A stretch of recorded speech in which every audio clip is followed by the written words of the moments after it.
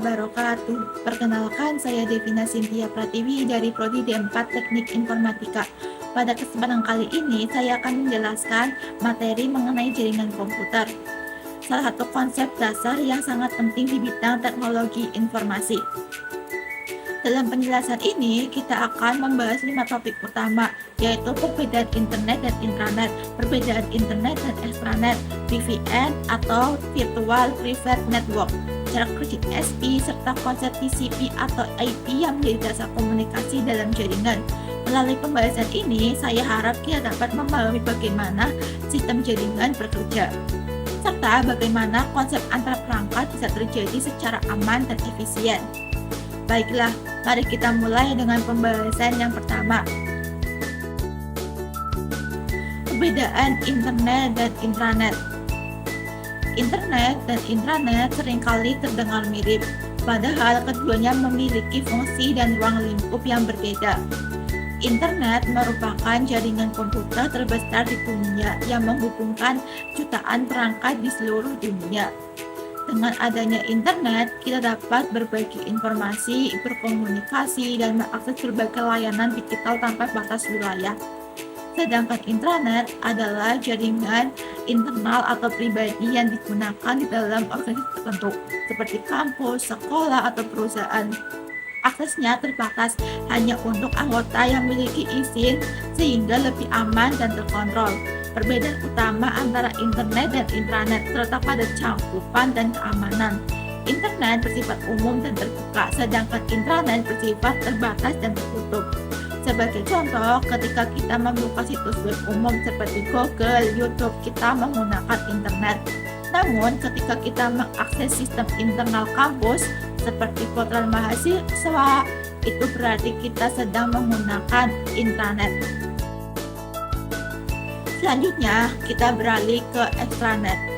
Extranet bisa dikatakan sebagai perpanjangan dari intranet. Jadi, intranet hanya digunakan oleh pihak internal, maka extranet memungkinkan pihak luar yang memiliki kepentingan tertentu untuk ikut mengakses sebagian dari jaringan internal tersebut. Biasanya, extranet digunakan oleh perusahaan besar atau organisasi yang memiliki kerjasama dengan pihak luar seperti pemasok, mitra bisnis, atau klien tetap. Dengan adanya extranet, proses komunikasi dan pertukaran tetap bisa dilakukan dengan lebih cepat dan efisien, tanpa harus bertatap muka langsung. Sebagai contoh, sebuah perusahaan manufaktur dapat memberikan akses kepada suppliernya untuk memeriksa ketersediaan bahan baku melalui sistem online. Dengan cara ini, kolaborasi menjadi lebih transparan, efisien, dan hemat waktu. Jadi, dapat disimpulkan bahwa internet bersifat umum, intranet bersifat internal, dan extranet bersifat semi-internal atau berbeda di antara keduanya. Sekarang kita masuk ke pembahasan tentang VPN atau Virtual Private Network. VPN adalah teknologi yang digunakan untuk mengamankan koneksi jaringan dengan cara mengenkripsi data yang dikirim melalui internet. Dengan VPN, pengguna dapat mengakses jaringan internal dari lokasi manapun secara aman, seolah-olah mereka sedang terhubung langsung ke jaringan tersebut. Contohnya, seorang karyawan bisa bekerja dari rumah dan tetap mengakses server kantor tanpa khawatir datanya bocor. Selain itu, VPN juga membantu menyembunyikan identitas pengguna dengan cara menyamarkan alamat IP, sehingga aktivitas online menjadi lebih pribadi dan terlindungi. Manfaat lain dari VPN adalah dapat menghindari pembatasan akses wilayah, misalnya ketika ingin membuka situs yang hanya tersedia di negara tertentu. Jadi, secara singkat, VPN bukannya sekedar alat untuk menyembunyikan lokasi, tetapi juga keamanan digital yang penting di era koneksi global seperti sekarang. Selanjutnya, mari kita bahas mengenai ISP atau Internet Service Provider, yang artinya penyedia layanan internet. ISP adalah pihak yang menyediakan akses internet kepada pengguna, baik individu maupun perusahaan. Contoh ISP yang kita kenal di Indonesia antara lain IndiHome, Biznet, First Media, MyRepublic. Cara kerja ISP dimulai ketika ketika perangkat kita, misalnya laptop atau smartphone, mengirim permintaan data seperti membuka situs web atau menonton video. Permintaan tersebut dikirim ke server milik ISP, kemudian diteruskan ke jaringan internet global untuk mencari data yang diminta. Setelah data ditemukan, informasi tersebut dikirim kembali melalui ISP hingga sampai ke perangkat kita. Tanpa adanya ISP, komputer kita tidak akan bisa terhubung ke jaringan internet publik. Selain itu, ISP juga berperan penting dalam mengatur kecepatan, keamanan, dan kualitas koneksi internet yang kita gunakan setiap harinya.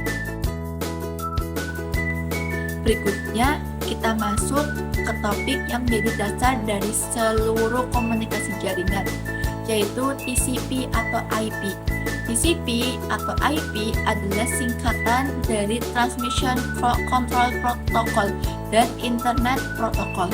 Kedua protokol ini bekerjasama untuk mengatur bagaimana data dikirim, diterima, dan diterjemahkan melalui jaringan internet. TCP berfungsi memastikan bahwa data dikirim dengan lengkap, urut, dan tanpa kesalahan. Sementara IP bertugas menentukan alamat tujuan dari data tersebut, seperti alamat rumah yang menunjukkan kemana paket harus dikirim. Ibarat pengiriman barang, IP adalah alamat penerima, sedangkan TCP adalah sistem pengantaran yang memastikan paket sampai dengan aman dan lengkap. Struktur TCP atau IP terdiri dari 4 lapisan utama, yaitu yang pertama ada application layer yang mengatur aplikasi seperti web browser dan email. Yang kedua, transport layer yang memastikan data dikirim dan diterima dengan benar.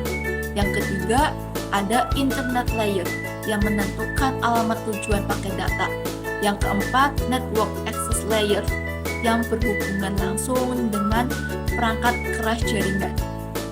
Tanpa TCP atau IP, komunikasi antar perangkat di seluruh dunia tidak akan dapat berjalan dengan baik.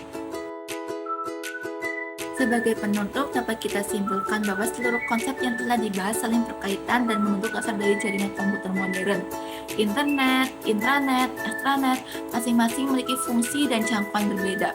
Namun, semuanya digunakan untuk mempermudah pertukaran informasi. VPN berperan sebagai pelindung data dan privasi, sedangkan ISP menjadi jembatan yang menghubungkan kita dengan dunia internet. Dan akhirnya, TCP atau IP adalah fondasi utama yang memungkinkan semua komunikasi digital ini berlangsung dengan lancar dan cepat. Melalui pemahaman konsep-konsep ini, kita dapat lebih memahami bagaimana internet bekerja, serta bagaimana data dapat berpindah dari satu titik ke titik lain secara aman dan cepat. Semoga penjelasan ini dapat menambah wawasan dan pemahaman kita semua tentang jaringan komputer. Terima kasih atas perhatian dan waktunya. Wassalamualaikum warahmatullahi wabarakatuh.